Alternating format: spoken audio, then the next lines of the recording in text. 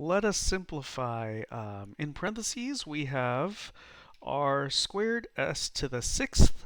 So that's what's wrapped in parentheses. That is all raised to the 1/3. So this expression, I'd like to simplify.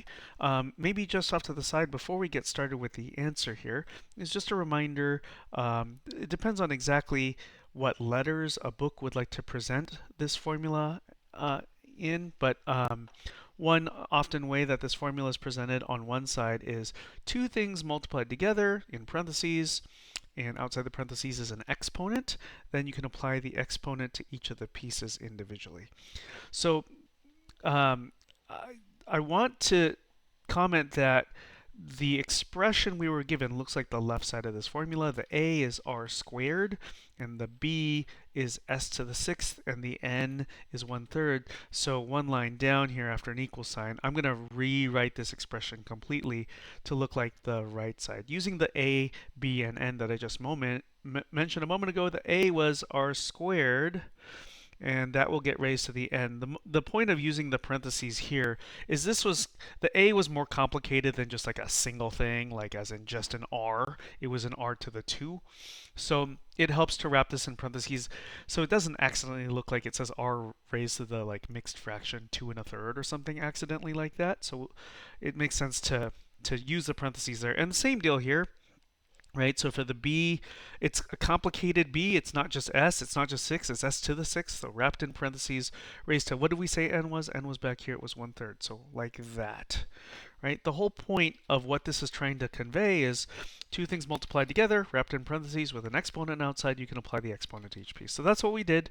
Two things multiplied together. My mouse currently separates where the two things are. One of the things to the left of that mouse pointer is r squared, and to the right is s to the 6th. So those are the two things that are multiplied together, wrapped in parentheses, raised to the power 1/3. So each of those things, the thing to the left, r squared right here, is raised to the 1/3, right?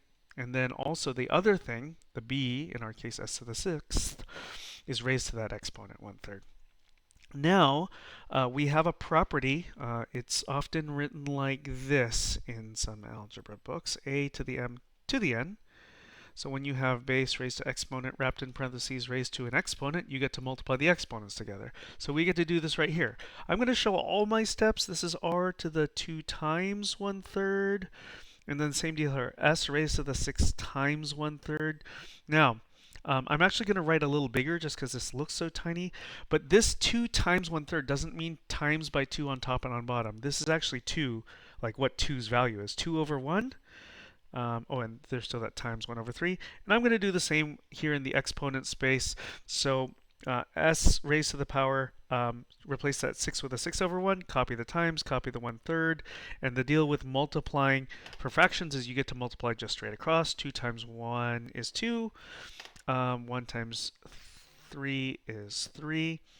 And now s raised to the what power? Now people have a couple different ways of thinking about this that are all valid. Some people will prefer just canceling, since it is all timeses here, canceling part of the 6 with the 3 and being left with a 2 on top, and it's 1 on bottom, so 2 over 1, which is just 2. I'm going to go ahead and just kind of go with what I'm doing for this fraction multiplication and just multiply across. We'll get to the same spot, just a little slower. 6 times 1 is 6 for the numerator. 1 times 3 is 3 for the denominator. For the 2/3, there's really not much to do other than copy that exponent, right? R raised to the 2/3 power. But here, s raised to the 6 divided by 3 is 2.